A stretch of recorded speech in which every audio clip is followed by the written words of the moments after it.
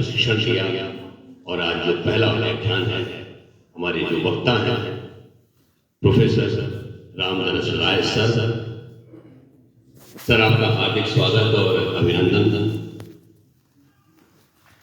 Sir के बारे में अगर बताया जाए तो मेरे लिए समय कम पड़ जाएगा। सर की उपलब्धियां इतनी ज़्यादा हैं कि उसे समय में नहीं बांधा जा सकता। सर फिर भी मैं कोशिश करता हूँ। सर दीनदयाल उपाध्याय गोरखपुर विश्वविद्यालय में हिंदी के आचार्य रहे। अपने कार्यकाल के दौरान आपने विभिन्न प्रशासनिक पदों को भी सुशोभित किया। गोरखपुर विश्वविद्यालय में institute of mass and journalism communication का एक इंस्टीट्यूट खुला, उसके आप संस्थापक निदेशक थे, फाउंडर डायरेक्टर थे। आपके निर्देशन में 70 से अधिक छात्र छात्राओं ने पीएचडी की डिग्री ली है। 100 से अधिक आपके शोध पत्र हैं। आपके द्वारा प्रकाशित और संपादित ग्रंथों और उपन्यासों की संख्या 70 से ज्यादा है। सर का नाथ पंथ योग से जुड़ा हुआ जो सर का अनुभव है, सर का शोध है, सर के विचार हैं, उससे आज हम सभी लोग जो सभागार में उपस्थित हैं वो लाभान्वित होंगे। सर का एक बार मैं पुनः हार्दिक स्वागत और अभिनंदन करता हूं। हमारे जो योगाचार्य हैं, जो अपने प्रशिक्षण में आपने ट्रेनिंग दी, डॉक्टर विनय कुमार मल जी, वो पिछली बार भी हम लोग का जो कार्यक्रम हुआ था योग कार्यशाला, उसमें भी आप ही थे। आप ही के सहयोग से ये कार्यशाला चलती है। मल जी का भी मैं हार्दिक स्वागत और अभिनंदन करता हूं। इस सभागार में जितने भी प्रतिभागी बैठे हैं, जो विश्वविद्यालय से शिक्षक यहाँ पधारे हैं, डॉक्टर विभाष मिश्र जी, लाइब्रेरियन केंद्रीय लाइब्रेरी जो हमारा पुस्तकालय है गोरखपुर विश्वविद्यालय का, अंग्रेजी विभाग से प्रोफेसर आमोद कुमार राय जी, आप सभी का हार्दिक स्वागत और अभिनंदन। और मैं चाहता हूं कि अब हम सर की बातें सुने और इसलिए अपनी वाणी को विराम देता हूं। Thank you.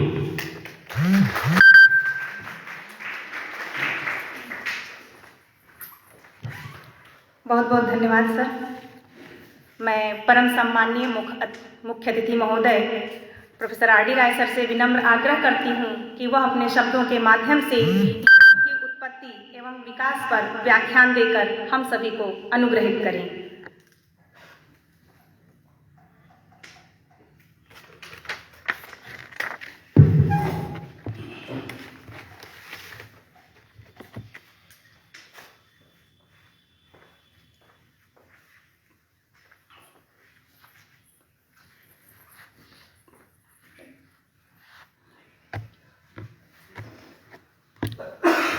इस सभागार में आज की कार्यशाला में उपस्थित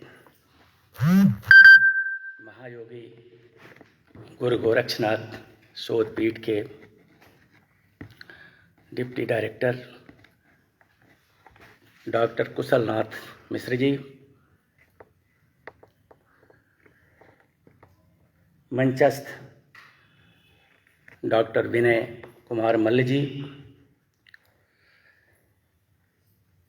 संचालक डॉक्टर सोनल सिंह जी, केंद्रीय ग्रंथालय डॉक्टर मिश्र जी, स्पीक ग्रंथालय डॉक्टर द्विवेदी जी, अंग्रेजी विभाग से आए डॉक्टर आमोद कुमार राय जी, इस पीठ से जुड़े सभी आदरणीय कर्मचारीगण, शिक्षक बंधु और प्रशिक्षण में सम्मिलित हुए विश्वविद्यालय से आए हुए, अन्य संस्थानों से भी आए हुए प्रिय प्रशिक्षु बंधु, विषय बहुत बड़ा है। एक सप्ताह की कार्यशाला आपकी है। विस्तार से प्रत्येक बिंदु पर समय समय पर विचार होगा ही। आज का विषय है योग का उद्भव और विकास। यह भी विषय बहुत लंबा है। सृष्टि के उद्भव से लेकर आज तक की एक लंबी यात्रा पूरी की है योग ने। यानी सृष्टि का उद्भव ही योग के फलस्वरूप हुआ। इसलिए योग जैसा विषय प्रासंगिक भी है, परंतु है बहुत बड़ा। वह न 1 घंटे का विषय है, न 1-2 वर्ष का विषय है। निरंतर मंथन करने का, चिंतन करने का विषय है। ऐसा नहीं है जो कुछ आज कहा जाएगा पहली बार कहा जाएगा, कभी कहा ही नहीं गया। बहुत विचार हुआ है इस पर, मगर हर पीढ़ी, हर आगे आने वाली पीढ़ी किसी भी विषय पर पुनर्विचार करती है। कुछ एक बातें नई भी आ सकती हैं। योग का साधारण अर्थ होता है जोड़, 2 का जुड़ना या 2 से अधिक पदार्थों का जुड़ना योग हुआ। और युग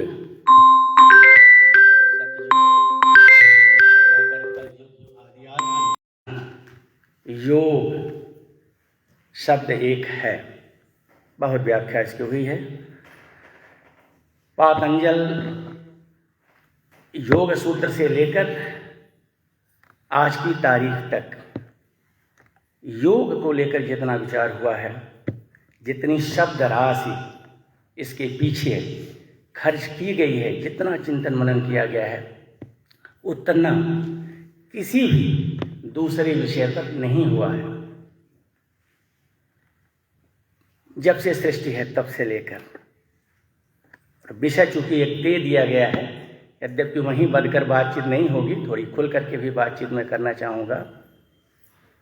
योग का उद्भव कैसे हुआ, क्या हुआ, बताया मैंने कि सृष्टि और प्रकृति ने जब से जन्म लिया है तब से योग का उद्भव मान लेना चाहिए। यह पीठ जिस महायोगी के नाम से जुड़ा हुआ है, एक तरह से वहीं से योग का प्रारंभ मानना चाहिए। मैं ये नहीं कहने जा रहा हूँ कि 1000 वर्ष पहले इस धरती पर आए। इतिहास के दृष्टि से गुरु गोरक्षनाथ से योग की शुरुआत होती है। योग की शुरुआत और पहले हो चुकी थी। प्रसिद्धि मिली पतंजल, महर्षि पतंजल के योग सूत्र को। आगे चलकर इस क्षेत्र में गीता ने, श्रीमद् भगवत गीता ने हमारा मार्गदर्शन किया। योग को लेकर अभी नाथपंथ की बात मैं नहीं कर रहा हूँ। योग को लेकर जितने सारे ग्रंथ हैं, सबसे अगर सारांश छान कर कहा जाए तो योग एक बहुत बड़ी ज्ञान की विद्या है, एक बहुत बड़ी विद्या है। इससे बड़ी विद्या दूसरी कोई नहीं है। देर से पाठ्यक्रमों में इसे शामिल किया गया।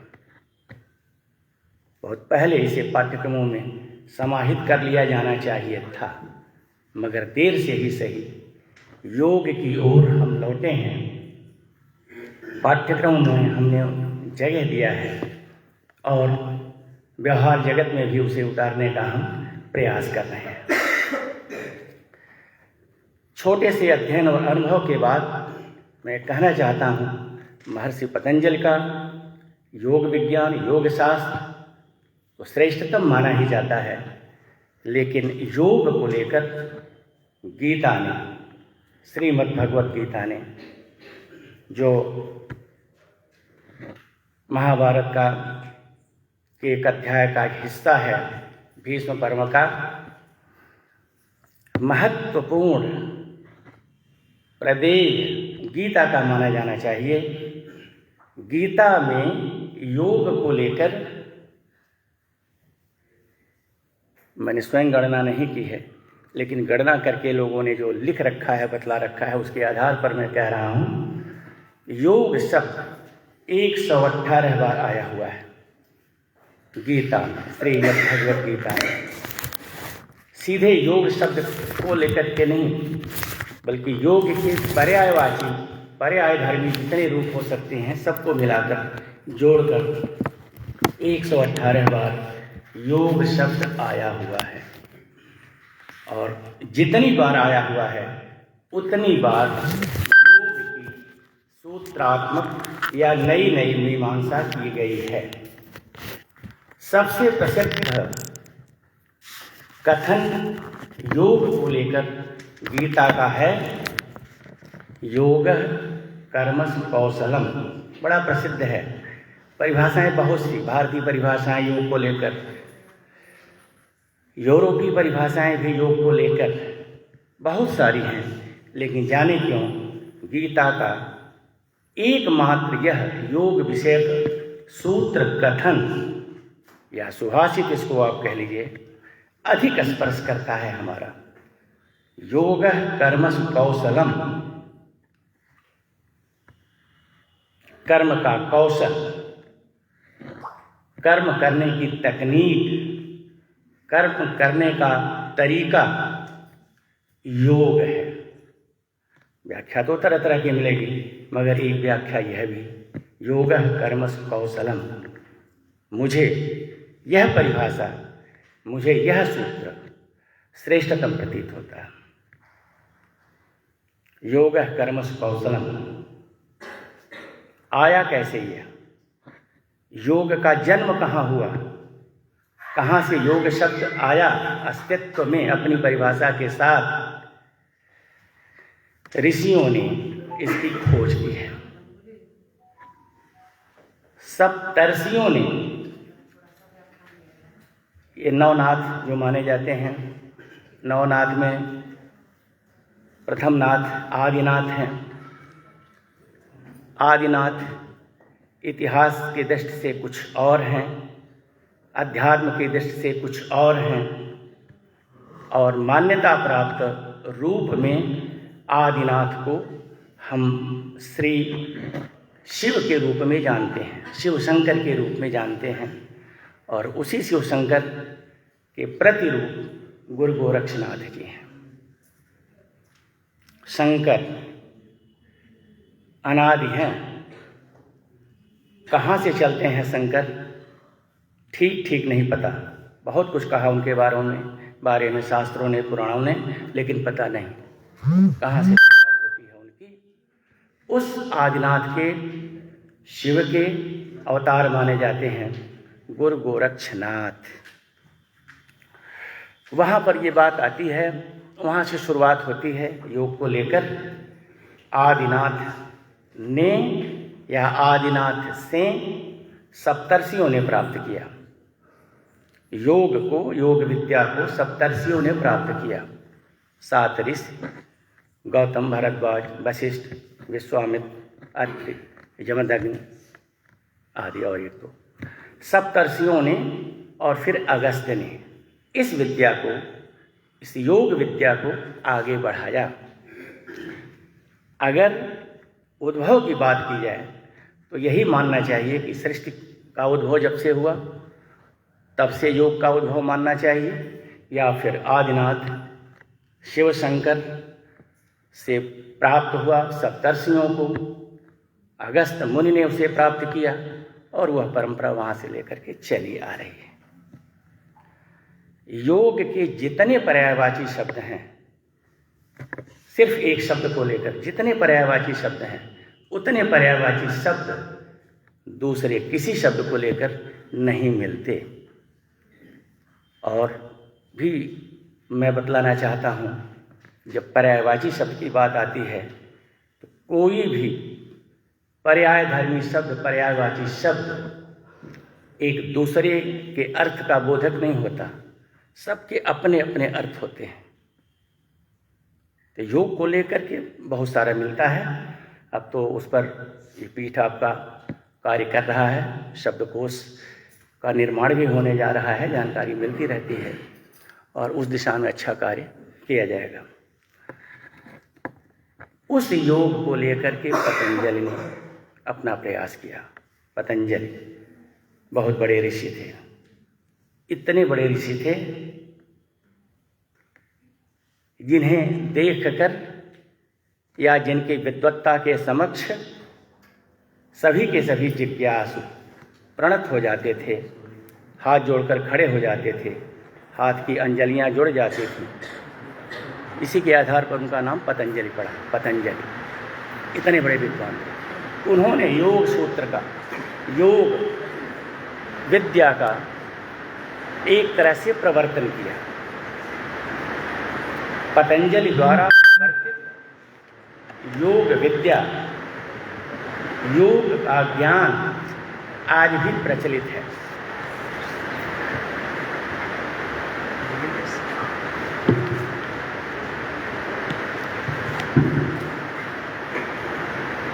पतंजलि की महत्ता का आकलन आप कर सकते हैं एक छोटे से दृष्टांत से।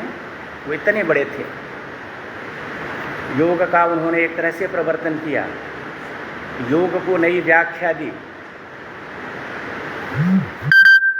साक्ष्य मिलता है कि ओशो से हिंदी की छायावादी काव्यधारा के पंत ने, सुमित्रानंद पंत ने सवाल किया, ये जानने का प्रयास किया कि लाइए 12 नाम उन्होंने गिनाए।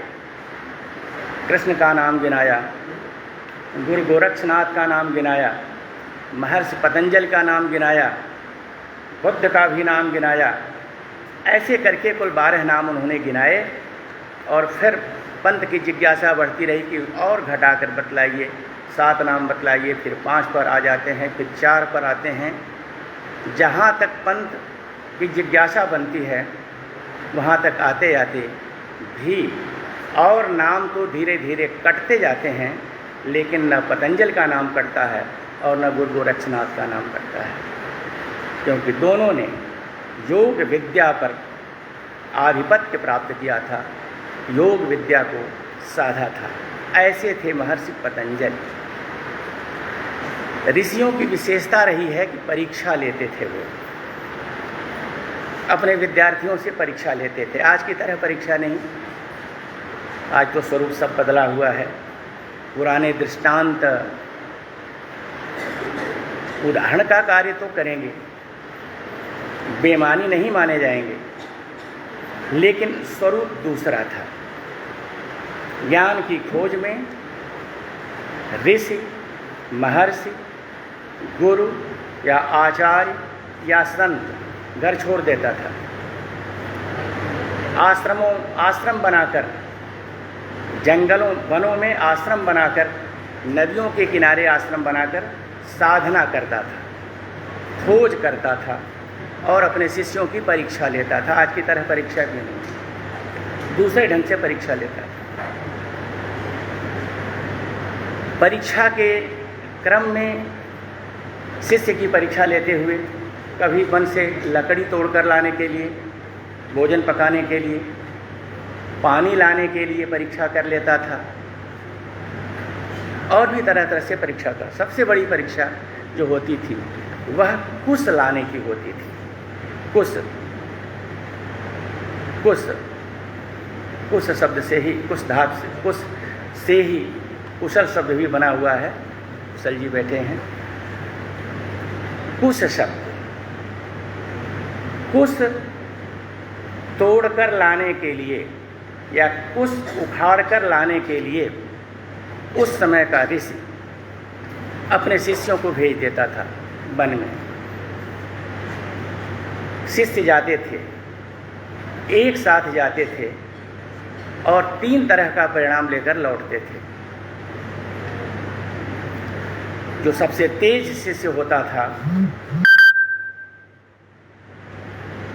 ज्ञान संपन्न होता था, विवेक संपन्न होता था, युक्ति संपन्न होता था, एकाग्र चित्त होता था। योग के इर्द गिर्द आने वाले ये सब शब्द हैं। एकाग्र चित्त होता था, वह तो बिना हाथ कटे या बिना हाथ छेदे, उंगली छेदे कुश उखाड़कर, सावधानी के साथ उखाड़कर लाकर गुरु के चरणों में रख देता था। उसे देख करके ही गुरु उसे उत्तीर्ण कर देता था। प्रथम श्रेणी नहीं बल्कि डिस्टिंक्शन जिसको कहते हैं, दे देता था। दूसरे तरह के विद्यार्थी वटुक ऐसे होते थे जो आंख मूंद कर पहुँचते थे, बिना कुशलता के, बिना योग्यता के कुश पर हाथ रख देते थे। हाथ उनका कट जाता था, छिद जाता था, छेद हो जाता था, उसमें छिद्र बन जाते थे। लेकिन वह भी लेकर के आता था। उन्हें देखकर ठीक है, अरे रहने दीजिए,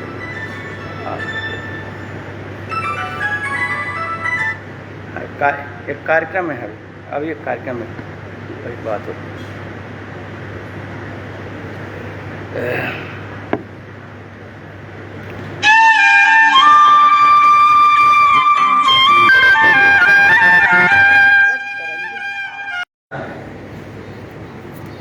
जिसमें कौशल होता है, हुनर होता है, योग्यता होती है, वह सावधानी के साथ कुश को उखाड़ कर लाता था। और उस किसी कुश शब्द से कुशाग्र शब्द बना। कुशाग्र माने हो गया, अब उसका अर्थ विस्तार हो गया। कुशाग्र माने होता है तेज दिमाग वाला। तेज दिमाग वाला बनने के लिए तेज चढ़ पाथर की नाव बड़ा मुश्किल हो जाता है। अंधे अंधा ठेलिया दोनों को पढ़न, ये भी कबीर की ही पंक्ति है। जो विभुत की तलाश आवश्यक हो जाता है। धीरे धीरे इस तरह से योग का विकास हुआ। अच्छे गुरु की तलाश शिष्यों ने की और गुरुओं ने तलाश की और धीरे धीरे ये सब अनेकार्थी बनता गया, अनेक रूपों में आगे बढ़ता रहा।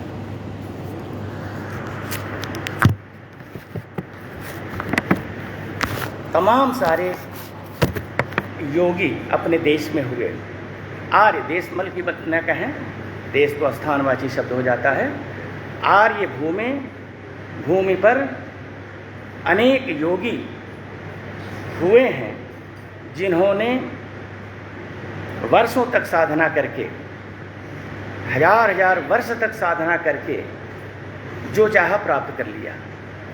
योग के बल पर, योग विद्या ऐसी विद्या है जिसके आधार पर आप कुछ भी प्राप्त कर सकते हैं। योग को लेकर अर्थ तो बहुत सारे, लेकिन मुख्य अर्थ है इसका, अभीप्सित अर्थ है इसका, असली अर्थ है इसका जीवात्मा और परमात्मा का मिलन। मिलन माने योग, जीवात्मा और परमात्मा का मिलन।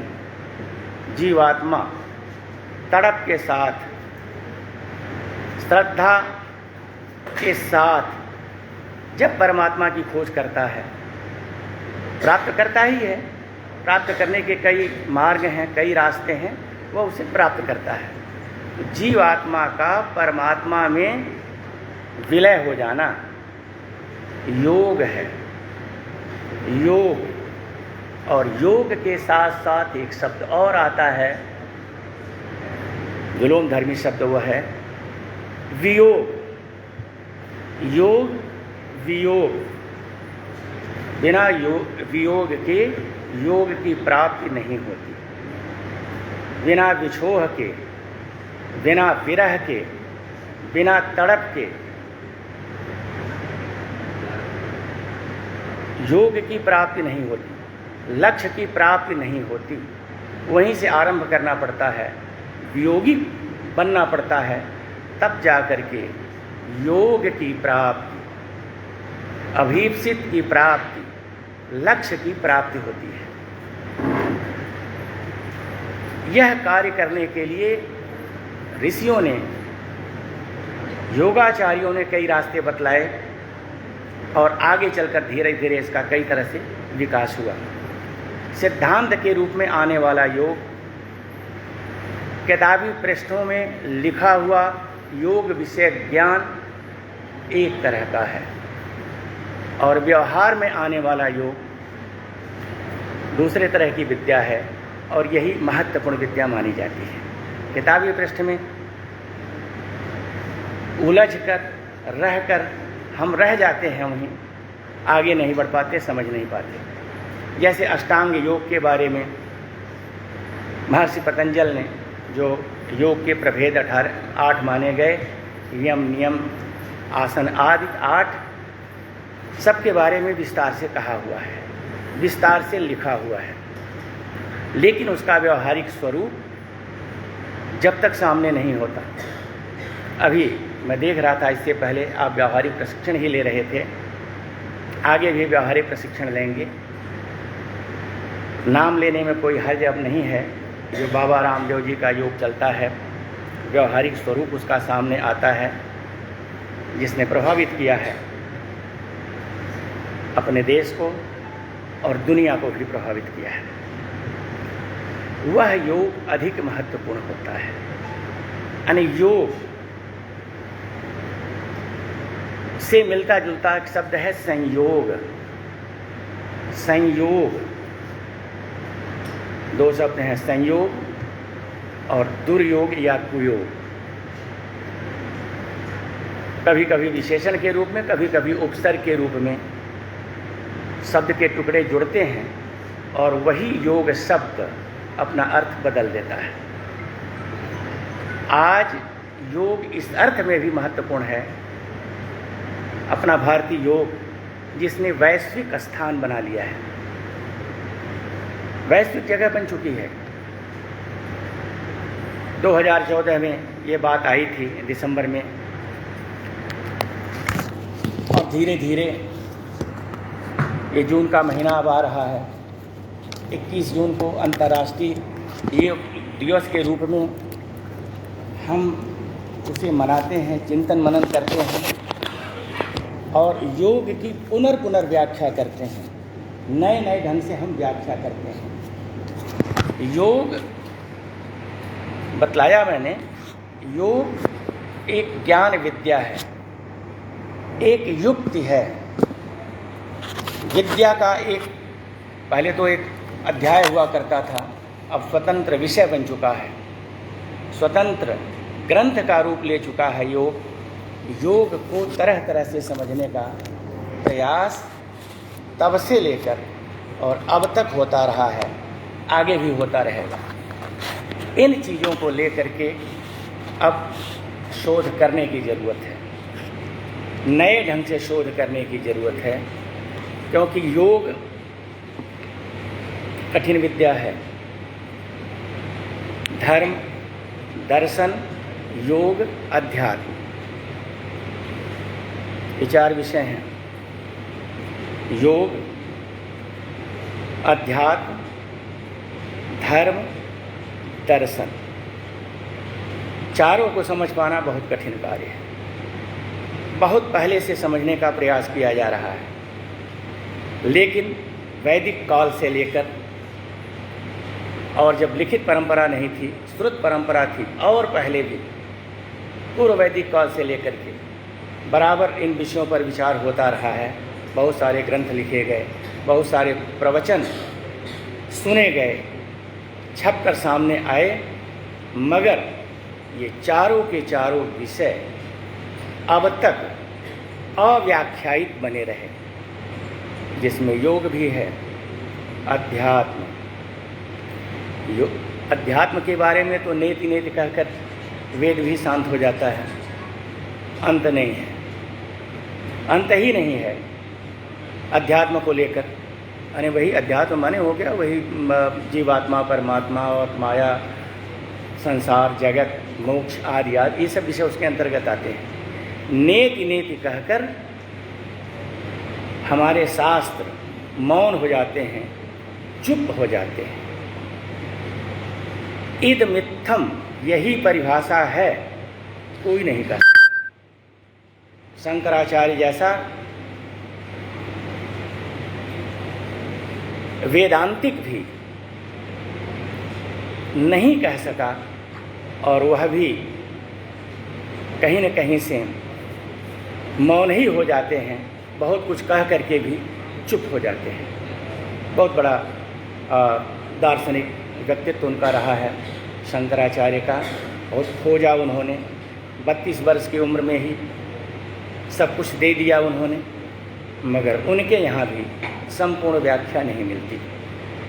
ऐसे में उस योग को लेकर आप विचार करने बैठे हैं, किताबें पढ़ेंगे, पत्रिकाएं पढ़ेंगे, लोगों के विचार सामने आएंगे, लेकिन लौट कर फिर हम वहीं चले जाते हैं, उसी दुनिया में चले जाते हैं जिस दुनिया ने हमको समृद्ध किया, जिस दुनिया ने हमको यानी इस भारतवर्ष को विश्व गुरु होने का गौरव दिया। विश्व गुरु होने का गौरव जो मिला है अपनी दार्शनिक योग्यता के कारण, धार्मिक श्रेष्ठता के कारण, आध्यात्मिक ऊंचाई के कारण, और अब योग विद्या के कारण। यही चार हैं मुख्य। इन्हीं के कारण हम विश्व गुरु की संज्ञा में आज जाने जा रहे हैं, आज पहचाने जा रहे हैं। बार बार व्याख्या करके भी अलम बस यही है नहीं कहा जा सका, कहना भी नहीं चाहिए। अगर निष्कर्ष हमने निकाल लिया यही है योग की परिभाषा, यही है धर्म की परिभाषा, अध्यात्म इसे ही कहते हैं, तो फिर आगे बाकी क्या रहेगा? कार्य हम कैसे मुख्य रूप से योग को लेकर इतनी समीक्षा, इतनी उसी गीता में समत्वम योग उच्यते कहा। समत्वम समदर्शिता का भाव, समदर्शिता का भाव योग माना गया है। जैसे दो विषम पदार्थों का मेल, दो विषम पदार्थों का मेल, उसको योग कहा गया। और योग में ऐसा भी होता है, दो विषम पदार्थ अपने अपने स्वभाव को नहीं छोड़ते, अपने अपने स्वभाव में बने रहते हैं, फिर भी उनका अस्तित्व निकलकर सामने आता है। जैसे काठ का काठ के साथ मेल, लोहे का लोहे के साथ मेल, स्वरूप में कोई परिवर्तन नहीं हुआ, लेकिन उस मेल को, उस आमेल को, उस संयोग को अब भीतर से अर्थ निकालें, सबसे बड़ा योग है। उद्योग, उत योग, उत माने उच्च, योग उच्च योग, उत योग, उद्योग, उद्योग सबसे कठिन कार्य है और सबसे बड़ा कार्य है। योग का असली लक्ष्य तन से ठीक रहने के लिए योग के क्षेत्र में बहुत सारे लोगों का अवतरण हुआ। प्रायः देखा जाता है कि जितनी विधियां उभर कर इधर सामने आई हैं, अनुलोम विलोम की, प्राणायाम आदि की, तन को दुरुस्त करने के लिए, शरीर को दुरुस्त करने के लिए। लेकिन योग विद्या कहती है कि केवल शरीर को दुरुस्त करने से काम नहीं चलेगा। यद्यपि शरीर को दुरुस्त रखना बहुत ज़रूरी है, लेकिन उससे अधिक ज़रूरी है मन को स्वस्थ रखना, मन को दुरुस्त रखना। तन स्वस्थ है, मन बीमार है, कोई मतलब नहीं योग का। इसी तरह से इसको उलट दीजिए कि मन स्वस्थ है, तन से आप बीमार हैं, चल फिर नहीं सकते, कुछ कर नहीं सकते, सब बेकार है। ऐसे में तन से स्वस्थ रहना, मन से स्वस्थ रहना और बुद्धि से स्वस्थ रहना, तन मन और बुद्धि तीनों से स्वस्थ रहना आवश्यक है। आयुर्वेद शास्त्र भी यही कहता है, संपूर्ण चिकित्सा विज्ञान यही कहता है, सभी योगाचार्य यही कहते हैं। इन तीनों का तालमेल होना चाहिए। अगर कोई एक रुग्ण है, बीमार है, तो शेष दो निष्प्राण हैं, बेकार हैं। यद्यपि एक आर्टिकल तो हमने दी है यहाँ की पत्रिका के लिए, शरीर माध्यम खलु धर्म साधनम, शरीर को पर बल दिया गया है कि शरीर ठीक रहना चाहिए। शरीर अगर दुरुस्त है तो सब ठीक रहेगा। ये बड़ी ऊंची बात है, बहुत बड़ी बात है। और योग विद्या ने इस क्षेत्र में बहुत कुछ दिया है, बहुत कुछ हमारा ठीक किया है। ये तरह तरह से जो व्यवहारिक ज्ञान दिए जाते हैं, आयुर्वेद शास्त्र, योग शास्त्र घूमने की बात करता है, अनुलोम विलोम की बात करता है, स्वस्थ भोजन की बात करता है। आयुर्वेद शास्त्र तो मित भुक, हित भुक और अशाक भुक की बात करता है। यह विज्ञान, यह विद्या इसीलिए मेरी दृष्टि में अब तो दुनिया की श्रेष्ठतम विद्या है। बहुत झुकाव लोगों का हुआ है। यह कार्य हमारे यहाँ बहुत पहले हो चुका था। हम आप क्या कर रहे हैं? हम आप तो सब कुछ करके भी मुश्किल से 100 पार नहीं हो पा रहे हैं। लेकिन जीव एवं शरदा सतम की बात बहुत पहले हमारे ऋषियों ने कह दी थी। जीव एवं शरदा सतम वो आशीर्वाद के रूप में वो देते थे, कहते थे 100 वर्ष तक आप जीवित रहें, आप 100 बसंत देखें। इस तरह की कल्पना थी। आश्चर्य ये होता है, जब ये मिथक हो सकता है, मिथक इतिहास नहीं होता, सत्य नहीं होता, लेकिन लोक विश्वासबद्ध होता है, लोक का विश्वास होता है। और लोक का विश्वास जब किसी बात में बन जाता है तो हम मान लेते हैं। लोक विश्वासबद्ध धारणा को ही मिथक कहते हैं। तो मिथक अपना ये कहता है कि हमारे ऋषि महर्षि हजार नहीं, हजारों वर्ष तक अपनी काया में बने रहते थे,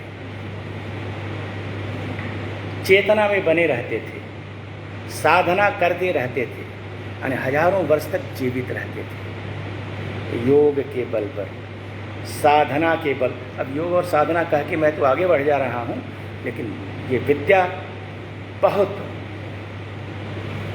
सुलझी हुई नहीं बल्कि उलझी हुई है।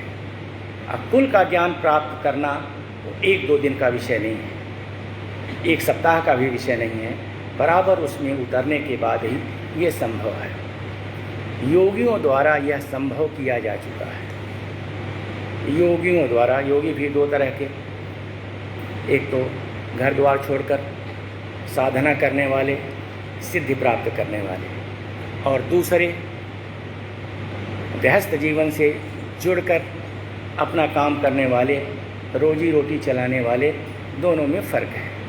उनकी बात करनी चाहिए जिन्होंने योग के बल पर सब कुछ हासिल कर लिया।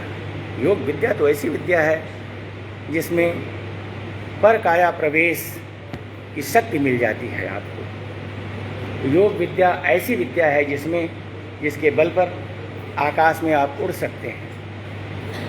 जबकि ये सब मिथक ही है।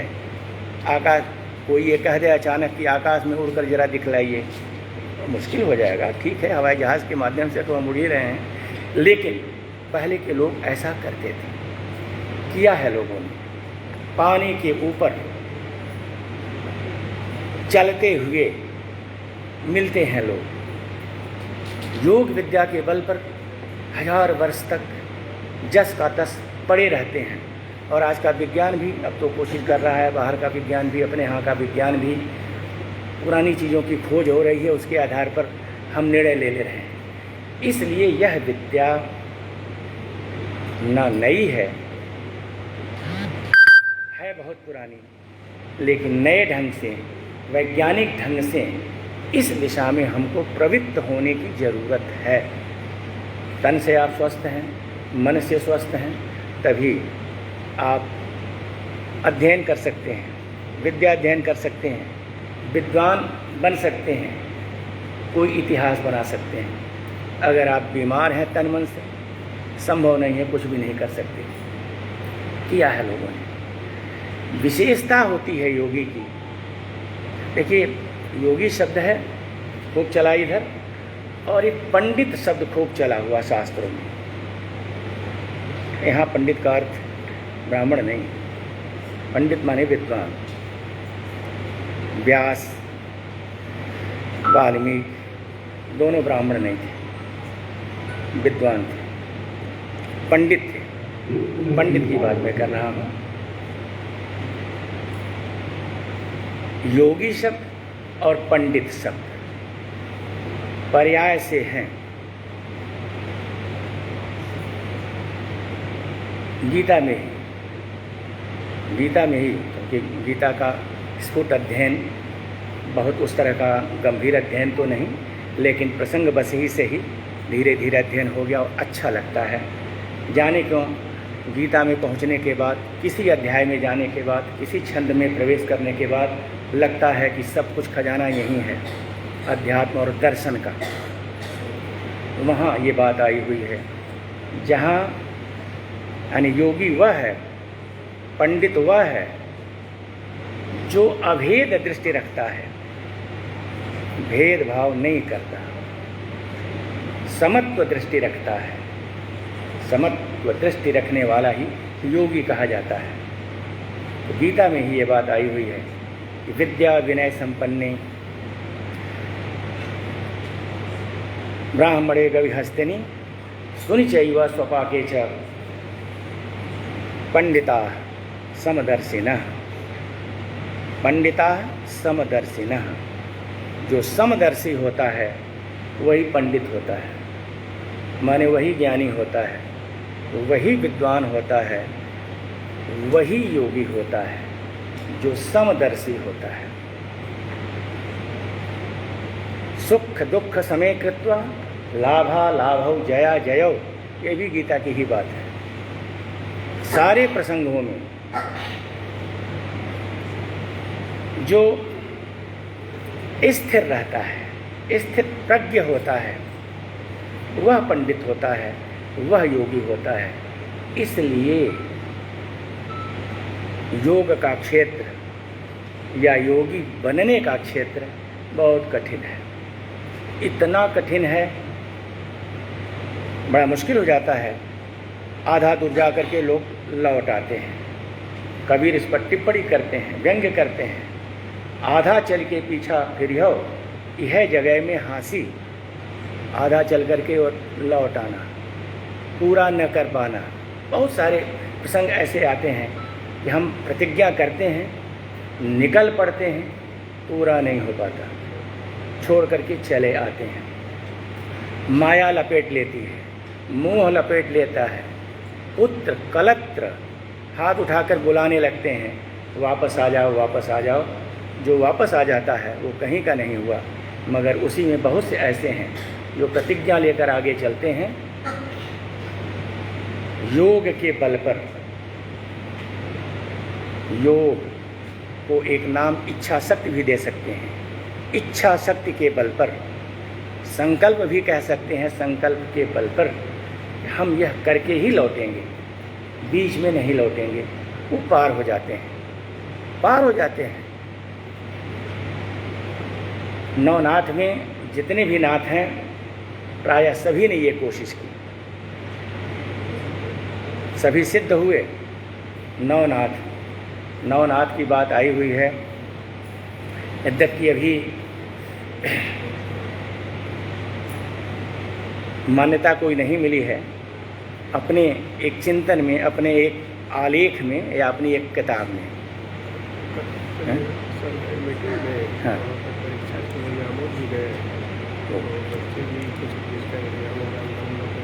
4 मिनट में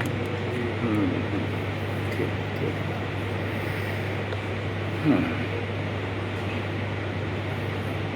ये संकेत मिला है कि अब शीघ्र बात समाप्त की जाए, क्योंकि परीक्षाएं भी चल रही हैं और कई सारे प्रसंग हैं। एक जिक्र मैंने किया है,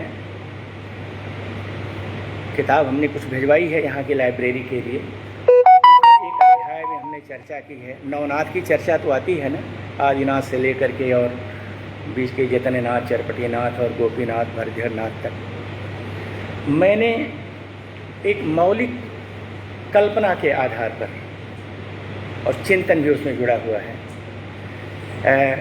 5 नाथों को और जोड़ा।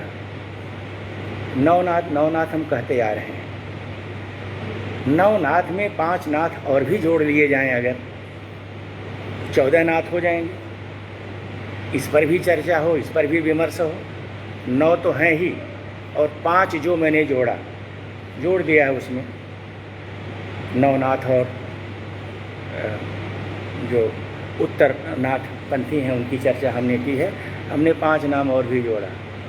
एक गंभीर नाथ जी को जोड़ दिया, अब बतलाने की ज़रूरत नहीं है, गंभीर नाथ जी तो कई रूप में आपके सामने हैं। एक शांतिनाथ जी को हमने जोड़ दिया। गंभीर नाथ जी को इसलिए जोड़ा कि उन्होंने ही दिव्यनाथ जी को खोजा था, संरक्षण दिया था। शांतिनाथ जी को हमने इसलिए जोड़ा, बंगाल के रहने वाले थे। महंत अवैधनाथ जी को खोज कर उन्होंने यहाँ भेजा था, तो शांतिनाथ जी को जोड़ लिया। और स्वयं दिग्विजयनाथ जी को जोड़ लिया हमने, 3 हो गए। अवैधनाथ जी को जोड़ा, 4 हो गए।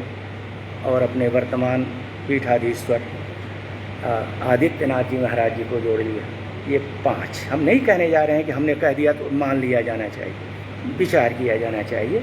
9 नाथ तो है ही, 9 नाथ पर खूब चर्चा होती है, खूब विमर्श हुआ है, बहुत विचार हुआ है, सबने बड़ा त्याग किया है वो करके। इन 5 ने भी बहुत बड़ा त्याग किया है, अपना घर छोड़ा, अपना संसार छोड़ा, अपनी दुनिया छोड़ी, और योग के क्षेत्र में समाज कार्य भी एक बहुत बड़ा योग है, राजनीति करना भी बहुत बड़ा एक योग है। यानी योग शब्द ऐसा है जो हर क्षेत्र से जुड़ जाता है। तल्लीनता के साथ, गंभीरता के साथ, लक्ष्य को सामने रखकर कोई भी कार्य आप करते हैं, वह योग के अंतर। आध्यात्मिक व्याख्या तो दूसरी है, दार्शनिक व्याख्या दूसरी है, लेकिन योग का क्षेत्र इसीलिए अधिक विस्तृत हो जाता है कि किसी भी क्षेत्र में हम योग पूर्वक, तल्लीनता पूर्वक, संपूर्ण साधना के साथ उतरते हैं तो लक्ष्य को प्राप्त करते ही हैं। यही कार्य विवेकानंद ने किया, और नई व्याख्या उन्होंने दे दी।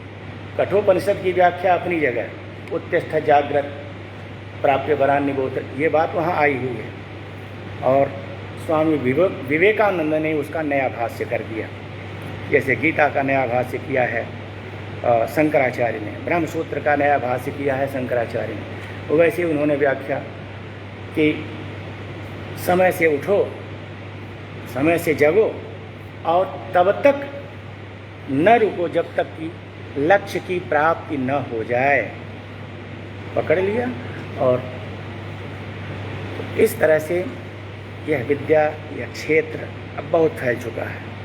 अभी जो पाठ्यक्रम वगैरह निर्धारित हुए हैं, यानी मेरी दृष्टि में थोड़ा अब तो उस तरह का अवसर नहीं मिलता, लेकिन अभी अपूर्ण सा है, उसे पूर्ण बनाने की ज़रूरत है।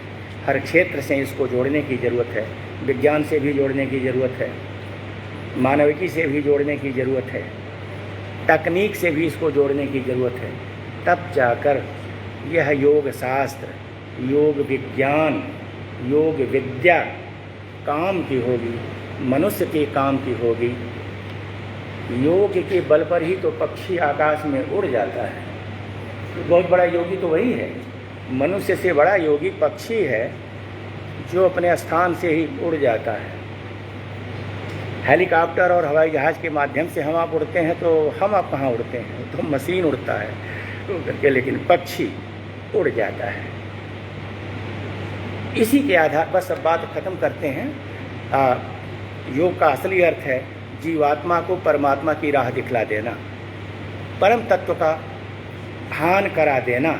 इसके लिए 3 मार्ग बतलाए गए हैं। तीनों मार्गों की व्याख्या में समय लग जाएगा।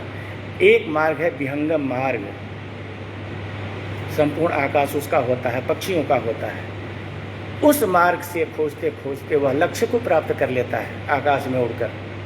दूसरा पिपीलिका मार्ग, पिपीलिका माने चींटी, चींटी आकाश में नहीं उड़ती है, वो रास्ते में रास्ता बनाते बनाते बनाते कई रास्ते से होते होते, बड़ा कठिन मार्ग है पिपीलिका मार्ग। साधना का यह मार्ग बहुत कठिन है। इस लक्ष्य तक पहुंचने का, ईश्वर को प्राप्त करना माने लक्ष्य तक पहुंचना, एक तो ये। और तीसरा एक है मंडूक मार्ग। मंडूक पड़ा रहता है, वो पोखरे में पड़ा रहता है, कुएं में पड़ा रहता है, कोशिश करता रहता है, लेकिन कहाँ लक्ष्य को प्राप्त कर पाता, उसकी एक सीमा है। तो मार्ग तीनों हैं। तीनों मार्ग में बताया यही गया है कि विहंगम मार्ग बेहतर होता है, अच्छा होता है। खुला आकाश, खुला चिंतन, मुक्त चिंतन, उसके माध्यम से हम उस परम तत्व तक पहुंच सकते हैं। बात ख़त्म करते हैं यहीं। कोई नहीं पहुंच सका है, किसी ने नहीं देखा है। स्वर्ग नरक आज तक अव्याख्यायित होकर के रह गया है। अब सब कुछ यहीं है, कहीं और नहीं है, सब कुछ यहीं है। तो योग पंथ जो ये मार्ग बहुत कठिन है, बड़ी साधना करनी पड़ती है। गोपीनाथ राजा थे, राजपुत्र थे, छोड़ दिया योगी हो गए। भर्तृहरि राजा थे, भर्तृहरि नाथ हो गए, नवनाथ में वो भी आते हैं, छोड़ा और ये हो गए। गुरु गोरखनाथ भी बहुत अच्छे घराने में पैदा हुए थे, नाथ पंथ में आकर के वो ये, लेकिन इन लोगों ने जगह बनाई, संसार छोड़ा, माया छोड़ी, दुनिया छोड़ी, तो प्राप्त किया और इतिहास के वो स्वतंत्र अध्याय बने। धन्यवाद।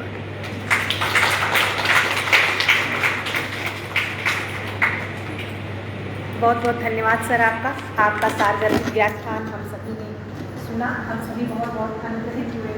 सर के शब्द योग, वियोग, संयोग व उपयोग, यह शब्द जो है जीवन में बहुत ही महत्व रखता है।